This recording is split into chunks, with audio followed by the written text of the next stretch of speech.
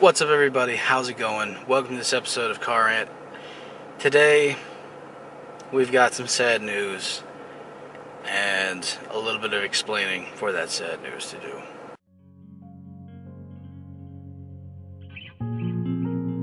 So, if you're new to the channel and have not watched a single episode of Car Rant before, welcome. My name's Nick.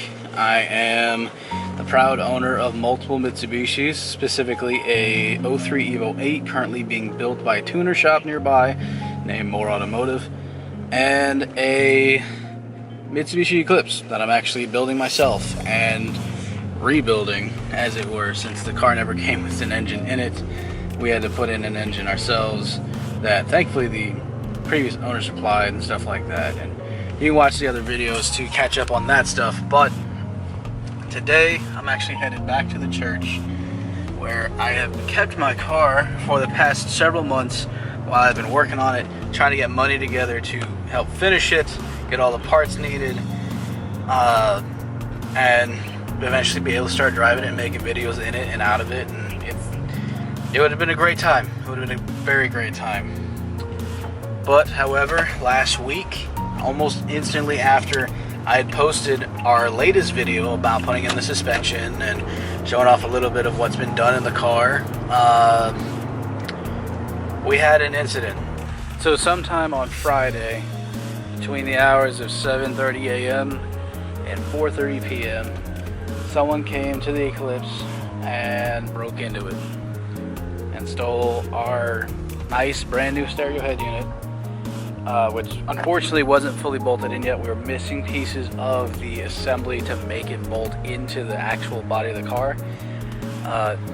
It's something from the previous owner that we thankfully know how to replace. We just got to find a car that doesn't have one, or find someone who produces that piece still so we can bolt it in. It's the arm that holds the stereo still. Given that ours was a multimedia head, we kind of needed to do that.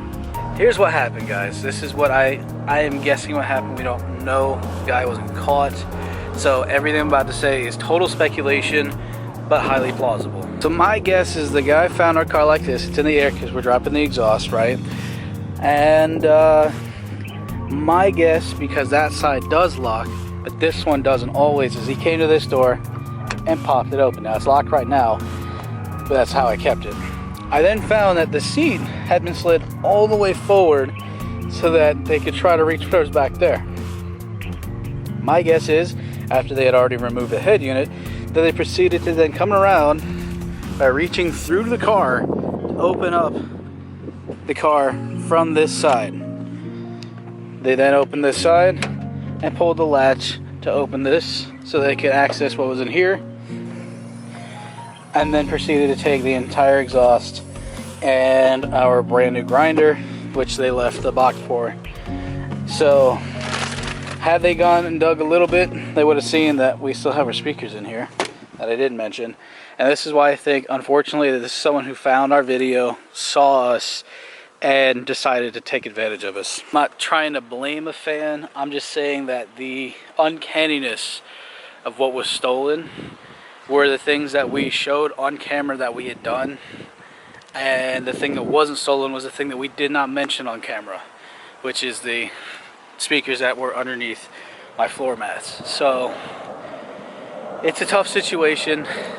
The reality is that more than likely I'm never going to see these parts again, and what hurts the most is the fact that this is not the first time that we've had our stuff broke into. We've had several break-ins on this channel.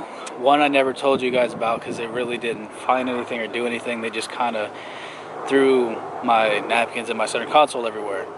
I think the guy that broke into my white Civic back when I had that a couple of years ago was probably just in there trying to find something quick and easy, and upon finding nothing decided to just leave. I don't know. But with my Evo, they broke into that. I had packed the car the night before because I was going to do an event that day, and unfortunately the car got broke into overnight. It was on Columbus Day, and the dude stole a bunch of my hats. I had an antique firearm in there as well because I was going to go to the range and go have some fun with that little firearm.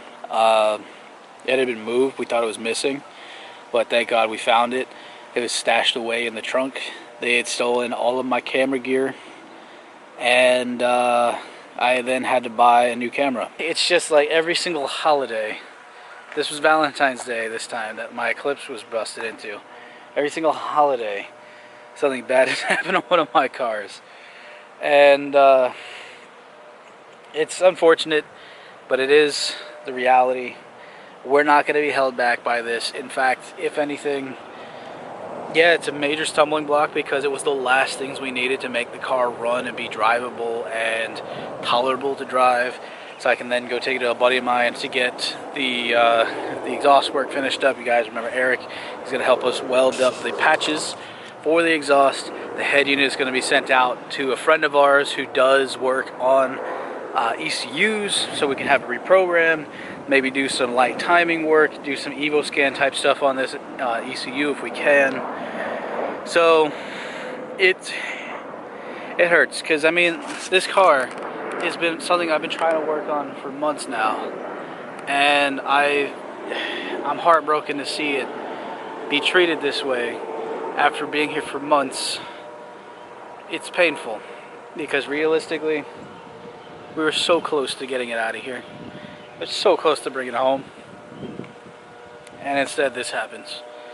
So it just goes to show that I need a garage, or at least a shop of some kind, so we can work on these cars and be safe, but also keep them safe as well.